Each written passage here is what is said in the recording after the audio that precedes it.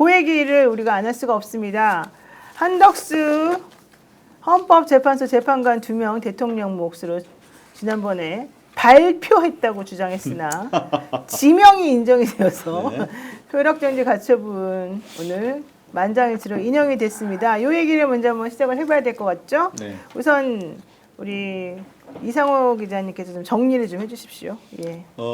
저는 김정환 변호사라고 하는 분으로부터 이야기를 좀 시작했으면 좋겠어요. 정말 대단한 변호사다라고 생각이 되는데 12월 9일 날 이 양반이 아주 선제적으로 포고령 1호가 위헌이다라고 하는 취지의 헌법소원을 낸 게 이게 씨앗이 된 거죠.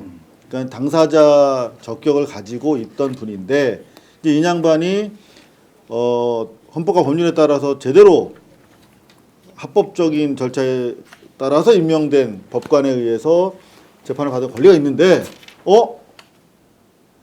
이완규 뭐 함상훈 뭐 말도 안 되는 저런 내란 세력이 내란 묻은 사람을 임명해? 그럼 나는 내가 지금 내란 때문에 피해를 받았다고 생각해서 소송을 제기했는데 이건 내 법익이 이건 침해되지? 해서 적격이 있는 사람이 바로 4월 8일 날 지명한 게 아니라 뭐 발표했다고요? 어쨌든 간 지명하고 바로 그 다음 날 새벽에 헌소에다 이제 가처분 본안을 냈는데 바로 그 다음 날 이제 재판부가 배정이 되고 4일 만이죠. 만 4일 만에 결정이 난 건데 정말 정광석화와 같이 그리고 특히 이번에 기사회생으로 그 2명과 동시에 끼워 넣기로 해가지고 겨우 어렵사리 들어간 마은영 재판관이 9명 뺑뺑이 돌렸는데 하필이면 또 주심 재판관이 돼가지고 매우 신속하고 정확하게 9대1 만장일치로 한덕수의 모든 법꾸라지 주장을 반박하는 완승의 결정을 받아냈다. 김정환 변호사 만세. 네. 좀 만세. 요약 정리를 되게 어지럽게 하시네.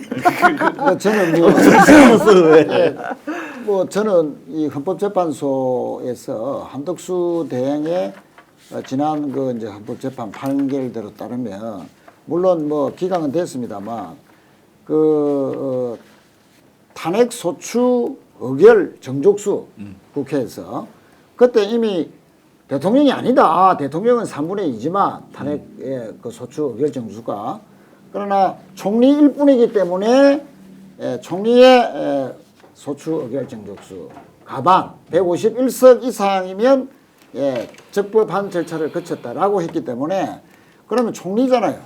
그러나 대통령의 고유 권한인 헌법재판관 임명을 총리일 뿐인 사람이 대행일 뿐인 사람이 현상 유지해야 될 사람이 임명한 것은 그것은 뭐 위헌이다. 그래서 가처분에서 지명은 철회돼야 된다라고 판결될 줄 알았는데 그것도 9대 0으로 9대 0으로 했다. 또 9대 0으로 했다는 것은 이제 뭐 탄핵감이다 이렇게 사실상 그 정치적으로 해석해도 되는 거 아닙니까? 그렇죠. 네. 특히 이제 저는 이제 그 우리 마은혁 재판관이 전자배당했는데 주심 재판관을 했잖아요. 그러니까 외나무 다리에서 4개월 만에 만난 겁니다. 네. 한판 승했죠. 지난 8일 날 한덕수 대통령 권한대행이 4월 18일 날 임기가 만료되는 2명의 헌법재판소 재판관 몫으로 이제 그분들은 대통령 지명 몫이었죠. 그분들의 후임으로 이완규 그리고 함상훈 후보자 2명을 지명을 했습니다. 이와 관련하여 김정환 변호사 등이 이러한 한덕수의 재판관 지명 행위는 매우 위헌적이다라고 얘기하면서 헌법소원 및 가처분 신청을 했습니다. 여기에 대해서 헌재가 오늘 결정을 내렸습니다. 한덕수 권한대행은 40쪽짜리 의견서를 내면서 내가 지난 8일 날 발표했던 2명에 대한 얘기는 실질적으로는 지명이 아니었다. 나는 그냥 그 2명에 대해서 발표만 했을 뿐이다. 라고 그래서 이거는 요건을 갖추지 못했기 때문에 각하되어야 된다라는 주장을 했습니다만은 한 권한대행 측의 이러한 2 후보자 지명행위가 단순한 발표에 불과하다라는 그런 주장을 헌법재판소 재판관들은 받아들이지가 않았고요. 실제 대통령이 지명한 재판관 후보자는 국회 동의 없이 인사청문회만 거치면 바로 임명이 가능한데 이 상황에서 선출되지도 않은 권한대행이 월권을 행사하여 대통령의 권한을 잠식했다. 그런데 이제 가처분 사건이기 때문에 그러한 위험이 매우 심대히 큰 상황에서는 신청인의 의견을 받아들여서 인용할 수밖에 없다. 이런 결정을 내린 거죠. 노 변호사님 기억나십니까? 분명히 지명이라고 분명히 썼잖아요. 그때 언론에 공보에도 났죠. 보도에도 났고요. 보도 자료도 돌렸죠. 예, 본인이 지명이라고 정확히 말했어요. 예, 근데 맨날 말장난만 하시는 분이어서 자, 헌법재판소 재판 이 결정 2025 헌사 399번 사건이었고요. 혈액정지 가처분 신청 사건이었습니다. 신청인은 김정한 변호사였고 피신청인은 대통령 권한대행 국무총리였습니다. 주문 한번 읽어드리겠습니다. 피신청인이 2025년 4월 8일 이완규 함상원을 헌법재판소 재판관으로 지명한 행위에 기초한 국회의 인사청문 요청안 제출, 인사청문 경과 보고서 송부 요청 및 헌법재판소 재판관 임명 등 일체 임명 절차 속행을 헌법재판소 2025 헌마 397 헌법소원심판 청구 사건의 종국 결정 선고 시까지 정지한다. 그러니까 이제 임시적으로 어쨌든 간에 이 효력을 정지시키겠다 이런 얘기니까요.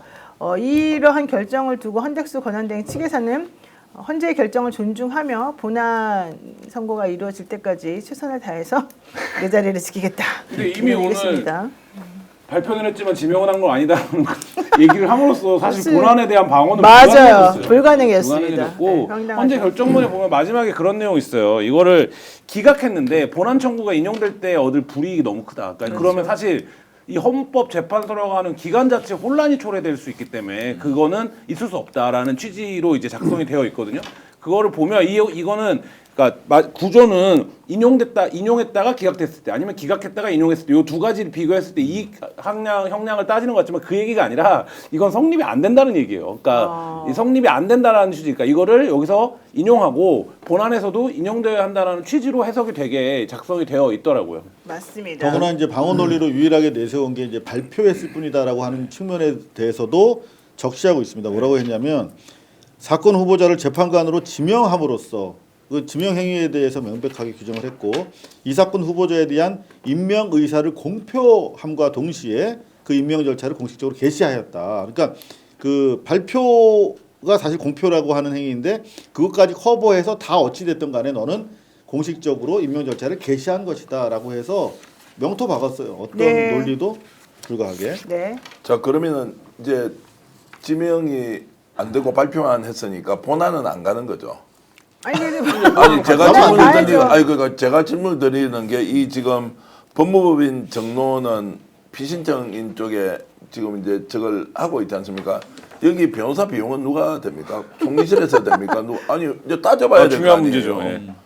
자 그러면 본안에 갑니까 안 갑니까? 노변 생각은 어떠신지 제가 아니 여쭤보는 본안은 거. 당연히 지금 진행되고 있으니까 그 본안이 종국 결정을 내릴 때까지만 효력정지인 거예요. 그러니까 그렇게 당연히 해야 했지만 되는 그래서 거예요. 본안을 하려면 그러면 이거는 나는 지명을 하지 않았고 발표만 했다. 그러니까 본안에서 이제 결정을 내리겠죠. 너네 스스로가 자인을 했으니 이거는 니네의 그 결정은 잘못된 것이다. 이제 이렇게 주장을 하겠죠. 판단을 하겠죠. 아니, 그 앞뒤가 안 맞다고 해서 제가 그냥 어리석게 질문을 던지는 거예요. 네, 아니, 이게 지명이 아니고 발표인데 그럼 본안을 가면 안 되지. 왜 지명을 해야 본안 가서 시시비비를 따지는데 그냥 지명은 하지 않고 발표만 했다는 것은 쉽게 이해하면 예고편처럼 언론에 브리핑만 좀 사진을 했다는 거 아니에요.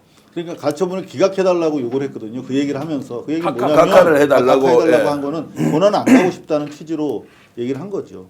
아니, 그럼에도 예, 뭐, 불구하고 네. 네, 뭐 무슨 말씀인지 이제 제가 잘 알겠습니다. 어찌됐든 앞뒤 안 맞는 거 하도 이런 식으로 이제 가고 있으니까 정말 쌍욕을 확 해주고 싶은데. 그러니까 저 대표님 같은 경상도식이니까. 예. 그러니까 뭐 발표만 했지 지명이 아니었다 이런 식으로 궤변을 늘어놓으면 경상도에서 어떻게 비아냥거리는 줄 아십니까? 말씀 좀 해주십시오. 예, 마리가 빵구가. 마리가 방구가 아니고 정확하네요. 나쁜 XX다 이제 이렇게 제가 말씀을 20년 전부터 그 공론장에서 통용되는 표현이 있습니다. 술은 마셨지만 음주운전은 네, 결정 사유가 이거였습니다. 국무총리의 헌법재판관 지명 임명 권한에 헌법적 근거가 없다. 그러니까 국무총리가 헌법재판관을 이런 식으로 지명하거나 임명하거나 발표하거나 하면 안 된다. 이런 얘기고요. 대통령 권한대행이 헌법재판관의 임명권을 행사하는 것은 적법하지 않은 것으로 보인다.